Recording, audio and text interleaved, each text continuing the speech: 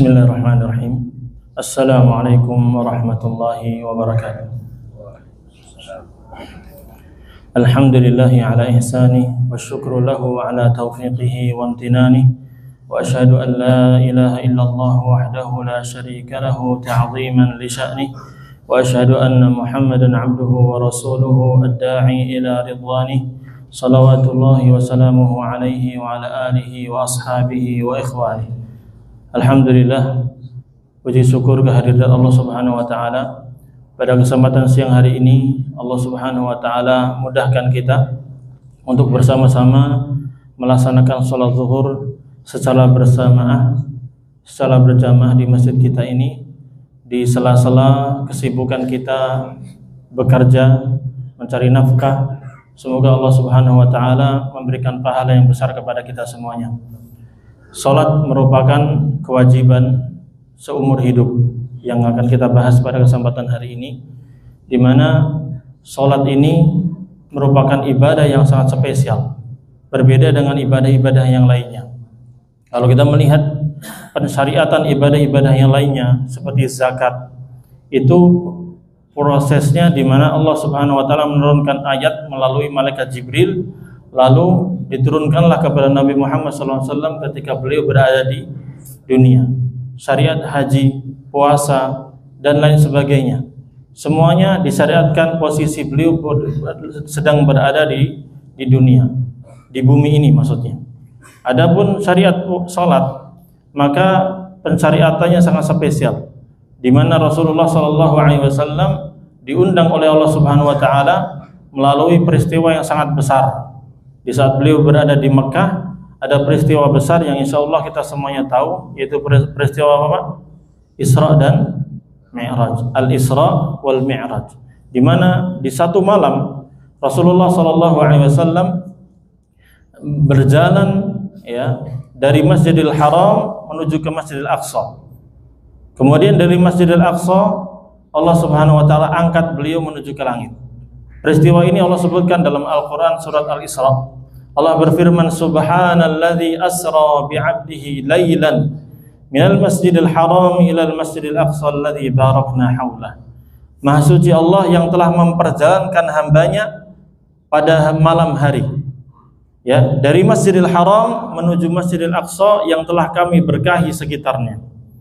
Ini peristiwa yang sangat besar, di mana prosesnya bukan mimpi. Bukan mimpi. Nabi Muhammad SAW bukan mimpi kemudian ketemu malaikat Jibril jalan dari Masjidil Haram ke Masjidil Aqsa lalu naik, enggak. Tapi prosesnya betul-betul dengan ruh beliau dan jasad beliau.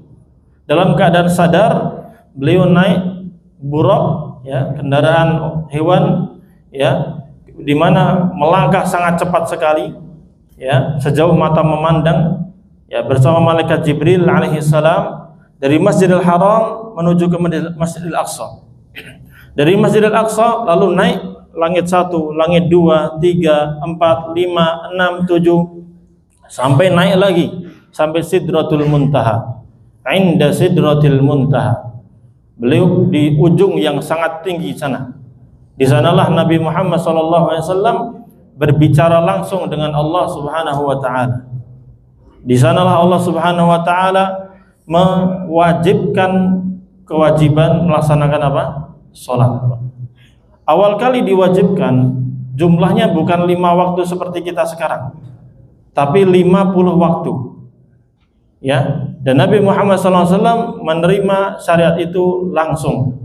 Dan beliau kemudian turun, lalu bertemulah dengan Nabi Musa alaihissalam, di mana Nabi Musa alaihissalam beliau pengalaman, syariatnya Nabi Musa itu banyak, dan banyak pula kaumnya itu dari Bani Israel yang tidak mampu melakukannya. Banyak yang ngeyel, banyak yang tidak taat. Kita tahu kisah-kisahnya dalam Al-Quranul Karim. Oleh karena itu, ketika Nabi Musa alaihissalam mendengar bahwa Nabi Muhammad SAW mendapatkan syariat baru, yaitu melaksanakan sholat wajib 50 waktu dalam sehari dan semalam. Bayangkan Pak, 50 waktu. Kita sehari berapa jam? 24 jam. Berarti kalau 50 waktu berapa? Sejam 2 kali, lebih dikit. Sejam 20 kali berangkat. Kita nggak bisa kerja nanti di kantor. sibuk. Makanya Nabi Musa pun tahu, ini umatmu nggak bakal mampu ya Muhammad. Tolong minta rukhsah, minta keringanan kepada Allah Subhanahu wa taala. Lalu naiklah Nabi Muhammad SAW minta keringanan, turun lagi, ketemu Nabi Musa, minta lagi, diringankan sampai puncaknya berapa? Hanya 5 waktu. Ya, 5 waktu ini saja sebagian kaum muslimin masih ada yang tidak melaksanakannya. Ya, Nabi SAW mengatakan 5 waktu ini pahalanya sama seperti 50 waktu itu. Karena satu kebaikan akan dilipat gandakan menjadi 10 kebaikan. Oleh karena itu, ini kewajiban yang sangat luar biasa spesialnya. Dan 5 waktu itu untuk waktunya sudah ditetapkan oleh Allah Subhanahu wa taala dan juga oleh Rasulullah sallallahu alaihi wasallam. Ya, prosesnya setelah terjadinya Isra Mi'raj, Nabi Muhammad SAW pulang kembali ke Makkah. Ya, di sanalah beliau mengisahkan bahwa tadi malam saya ya diisrakan, berjalan dari Masjidil Haram ke Masjidil Aqsa Palestina, lalu naik ke langit. Sehingga orang-orang kafir Quraisy percaya atau tidak? Enggak percaya, Pak. Karena wah ini nih, mulai nih Nabi Muhammad mulai buat hal-hal yang aneh-aneh, enggak masuk akal. Tapi orang yang beriman tahu bahwa ini betul-betul seorang nabi dan rasul, percaya. Abu Bakar As-Siddiq radhiyallahu anhu langsung percaya. Bahkan beliau mengatakan seandainya Nabi Muhammad cerita yang lebih enggak masuk akal daripada itu, saya pasti percaya. Karena keimanan beliau. Makanya beliau disebut dengan Abu Bakar As-Siddiq. Siddiq itu artinya orang yang selalu yusaddiq, selalu membenarkan apa yang diucapkan oleh Allah dan apa yang diucapkan oleh Rasulullah sallallahu alaihi wasallam. Nah, Bapak-bapak yang dirahmati Allah Subhanahu wa taala. 5 waktu ini disebutkan juga dalam Al-Qur'anul Karim. Ya. Allah berfirman di surat Ar-Rum. Kalau ada yang bertanya, adakah dalilnya berkaitan dengan 5 waktu ini? Maka jawabannya ada. Di surat Ar-Rum ayat ke-17 sampai 18. Disebutkan dalam kitab Al-Baghawi, tafsir Al-Baghawi, Nafi' bin Al-Azraq pernah bertanya kepada Abdullah bin Abbas. Abdullah bin Abbas itu salah seorang sahabat. Wahai Abdullah bin Abbas, hal tajidu salawatil khamsa fil Quran? Apakah engkau mendapati salat 5 waktu itu ada dalam Al-Quran? Ada enggak dalilnya dalam Al-Quran? Maka Abdullah bin Abbas mengatakan, na'am, iya ada dalilnya. Lalu beliau membacakan 2 ayat ini. Surat apa? Ar-Rum ayat 17 dan 18. Beliau mengatakan jama'atil ayatu as-salawatil khamsa wa mawaqitaha. 2 ayat ini mengumpulkan tentang salat 5 waktu dan waktu-waktunya. Kapan disyariatkannya itu? Allah berfirman, "Fasubhanallahi hina tumsuna wa hina tusbihun." Maka bertasbihlah kepada Allah di waktu kamu berada di petang hari. Nah, petang hari itu kapan? Imam Al-Baghawi mengatakan wa huwa salatul maghribi wal isya. Ini salat apa? Maghrib dan isya. Kita diminta untuk bertasbih, artinya salat di waktu maghrib dan isya. Wa hina tusbihun, demikian pula ketika kalian berada di pagi hari, di waktu subuh. Berarti salat apa? Salat subuh atau salat fajar. Walahul hamdu fis samawati wal ard. Dan bagi Allah lah segala puji di langit-langit dan di bumi. Artinya semua penghuni langit dan penghuni bumi mereka memuji Allah Subhanahu wa taala, beribadah kepadanya. Demikian kata Abdullah bin Abbas radhiyallahu anhu. Wa 'ashiyyan wa hina tusbihun. Dan kalian juga memuji Allah, melaksanakan salat ya di waktu sore, yaitu di waktu asar. Wa hina tudhhirun, dan di waktu zuhur, yaitu sekarang ini, salat zuhur ini. Maka ayat ini dalil jelas tentang wajibnya salat 5 waktu ini. Ya, itu dari Al-Qur'an. Dari hadis banyak sekali ya. Rukun Islam itu ada berapa? 5. Bunyal Islamu ala khamsin. Islam ini dibangun di atas 5 pilar, 5 rukun. Syahadatu an la ilaha illallah. Yang pertama syahadat la ilaha illallah Muhammadur Rasulullah. Dan yang kedua wa iqamus shalah, mendirikan salat, melaksanakan salat ini. Maka ini kewajiban yang harus kita jaga. Dan kewajiban ini, Pak, seumur hidup. Kapan dimulainya? Kapan dimulainya? Rasulullah SAW bersabda, muru auladakum bis-shalah wa hum sab'u sinin. Perintahkanlah anak kalian untuk melaksanakan sholat saat mereka berusia berapa? 7 tahun. Jadi 7 tahun anak kita, mau laki atau perempuan, mulai dilatih untuk sholat. Tentunya diajari bacaannya. Insya Allah sudah mampu mereka. 7 tahun itu siapa itu? Kelas 1 SD ya. TK sudah bisa mereka bacaan. Kalau untuk dihafalkan masih bisa. Baca mungkin sebagian belum bisa. Tapi kalau untuk Bapak praktekkan Allahu Akbar, baca Al-Fatihah udah bisa insya Allah. Apalagi kalau TK-nya betul fokus di hafalan Al-Quran, fokus yang Islami betul, insya Allah itu bisa. Jadi usia 7 tahun, mari kita didik anak-anak kita yang di rumah, yuk diperintahkan lagi. Bahkan belum mengatakan wadribuhum 'alaiha wa hum abna'u 'ashrin. Dan kalau memang sudah umur 10 tahun masih belum mau untuk melaksanakan sholat, tolong dididik lebih keras sedikit. Bahkan seandainya mau dipukul dengan pukulan ringan untuk sekedar menggertak saja, maka itu dibutuhkan, silakan lakukan.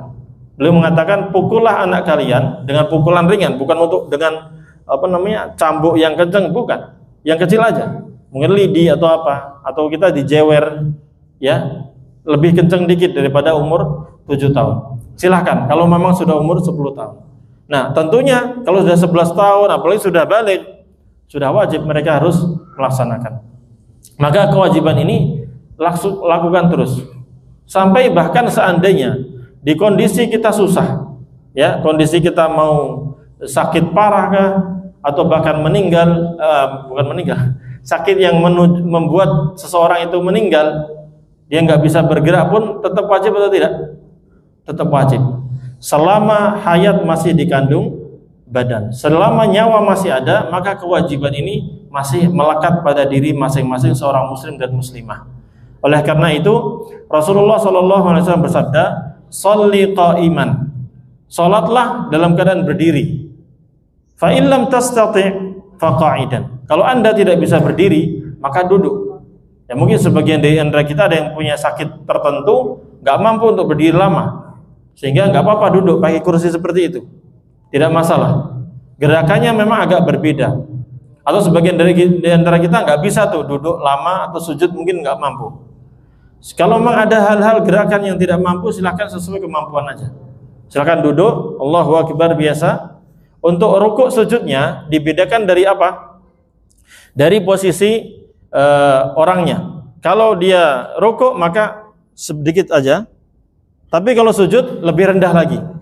Seperti seseorang misalnya nggak sakit, dia sehat, cuman posisinya sedang berada di pesawat atau posisinya berada di bis, di kendaraan yang dia tidak mungkin untuk turun, di kereta misalnya.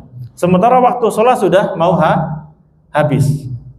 Ya, nggak bisa dijamak juga. Mungkin karena subuh, seperti subuh misalnya, nggak bisa dijamak. Atau perjalanannya sangat jauh sehingga zuhur asar itu nggak kekejar. Ya, kondisi-kondisi tertentu mungkin itu terjadi. Sehingga kita harus sholat di kendaraan, mau nggak mau. Maka posisinya, kalau kita berdiri mungkin goyang-goyang, abda akan jatuh. Bahaya. Mending duduk di kursi. Kemudian posisi tadi, Allahu Akbar. Kalau rukuk, merunduk sedikit, ya. Kemudian kalau sujud itu lebih rendah lagi, seperti itu. Nah itu Allah mudahkan. Kalau nggak bisa berdiri, kata Nabi SAW, maka duduklah.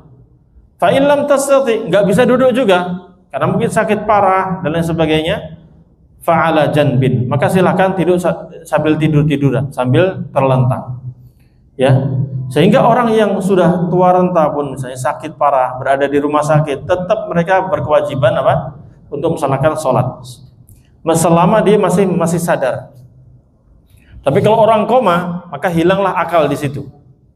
Ya, akalnya hilang, kesadarannya hilang, maka tidak ada kewajiban bagi dia. Apalagi kemudian setelah itu beliau meninggal dunia.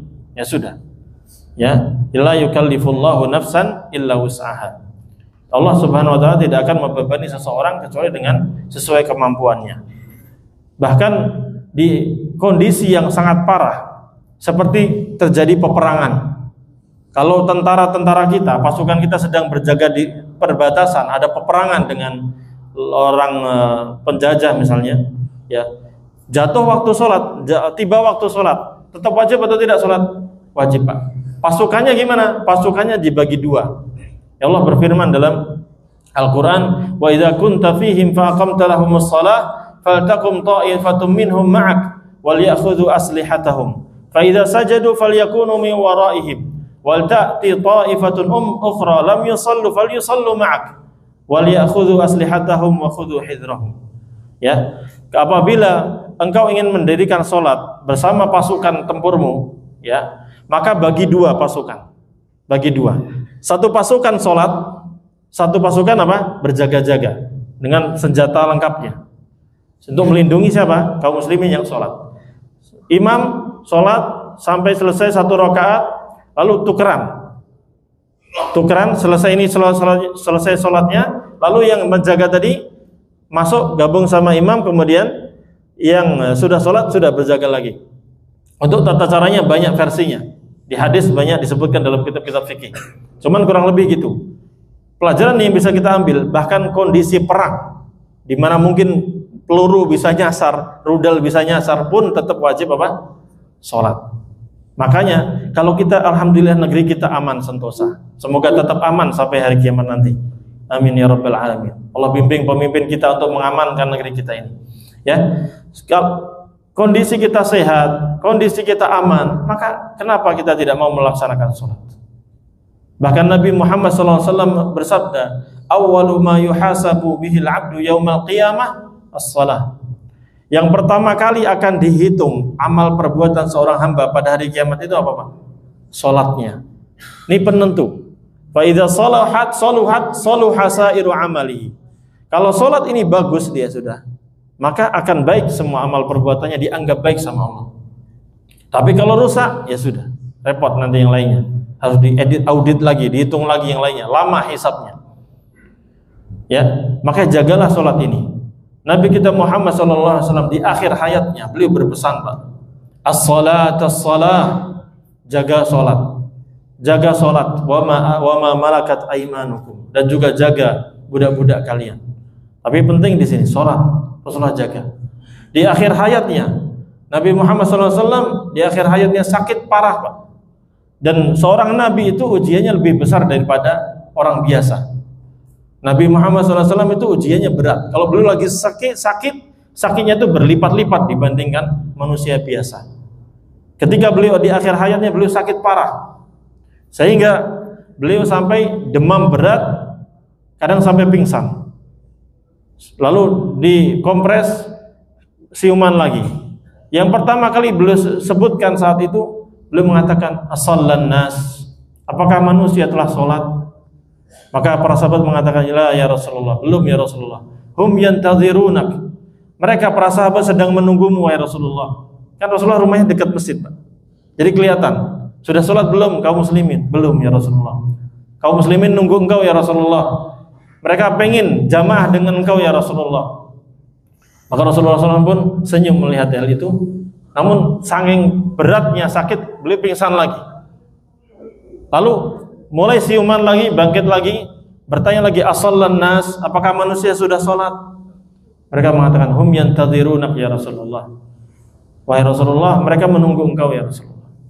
Tapi Rasulullah SAW di akhir hayatnya pun masih ingin sholat, Pak. Makanya gak ada derajat yang lebih tinggi daripada Nabi kita Muhammad SAW.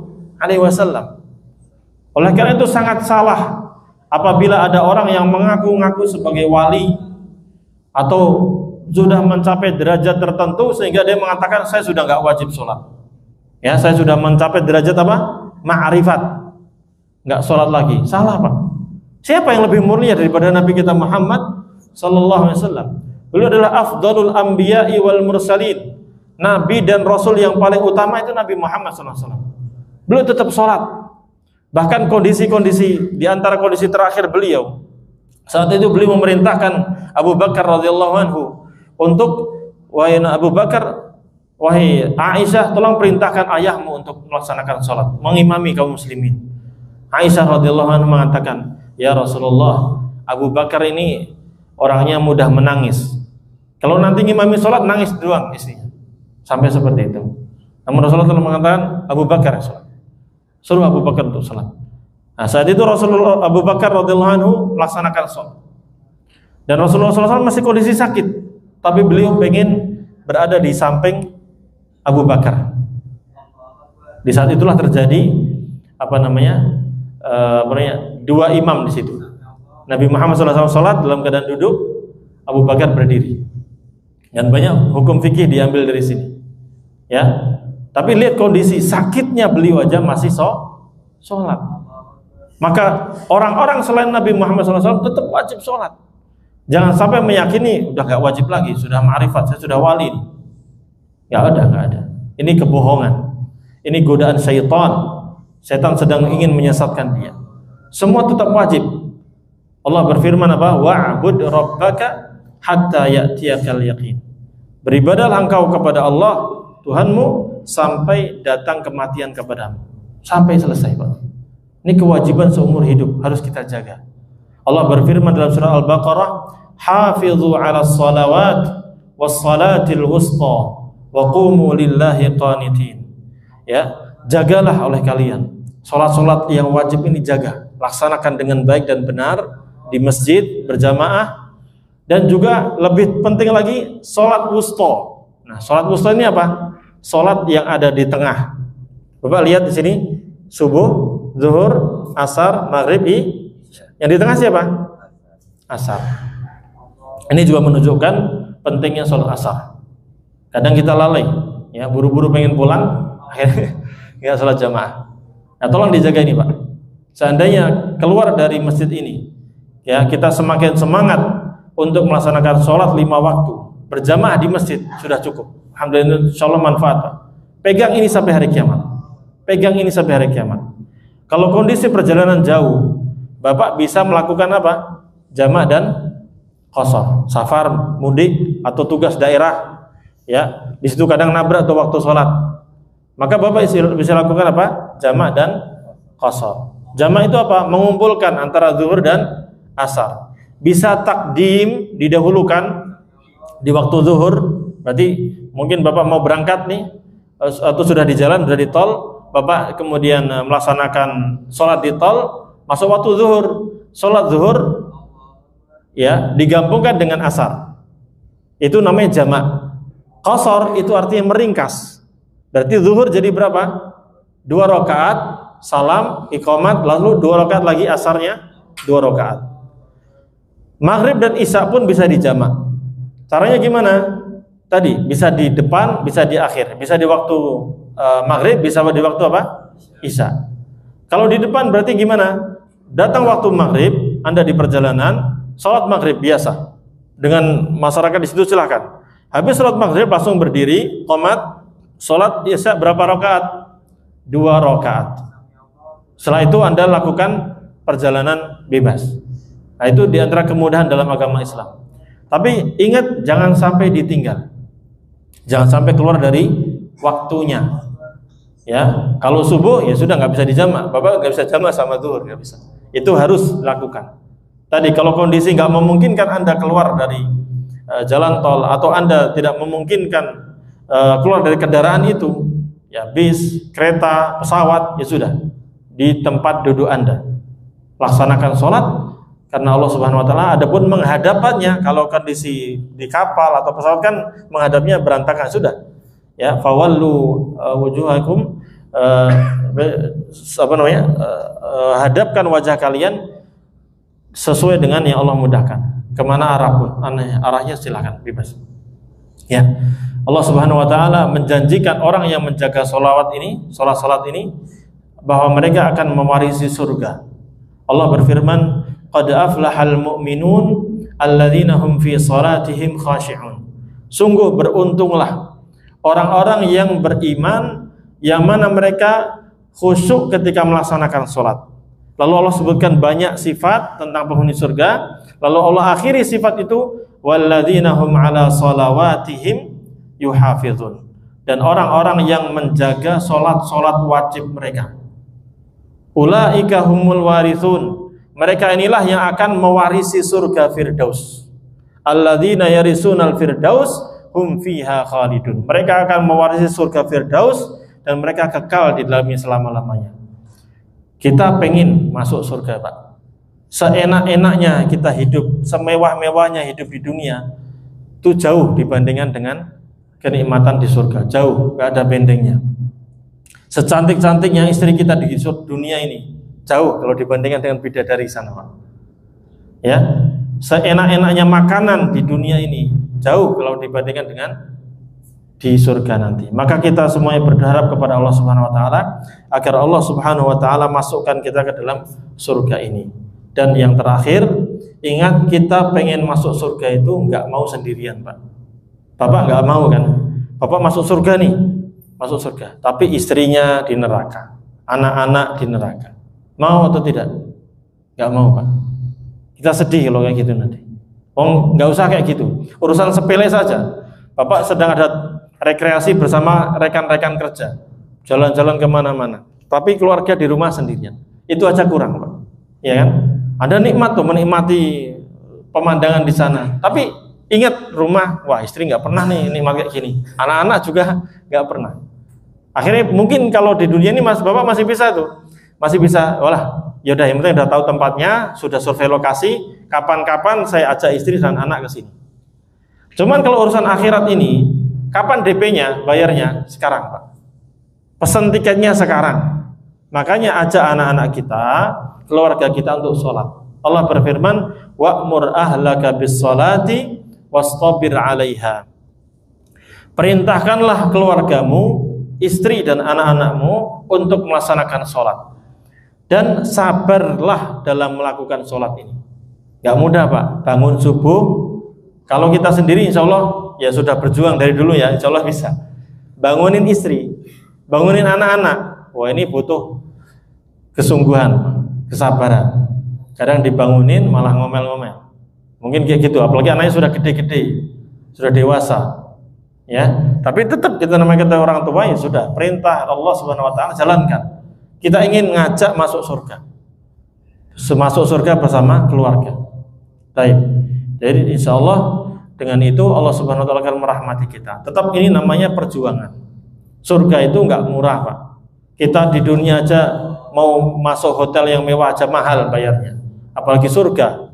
Ya, butuh perjuangan, sabar, insya Allah dengan istiqomah dan minta tolong kepada Allah Subhanahu wa taala. Allah akan bimbing kita untuk bisa istiqomah sampai akhir hayat kita dalam keadaan husnul khatimah.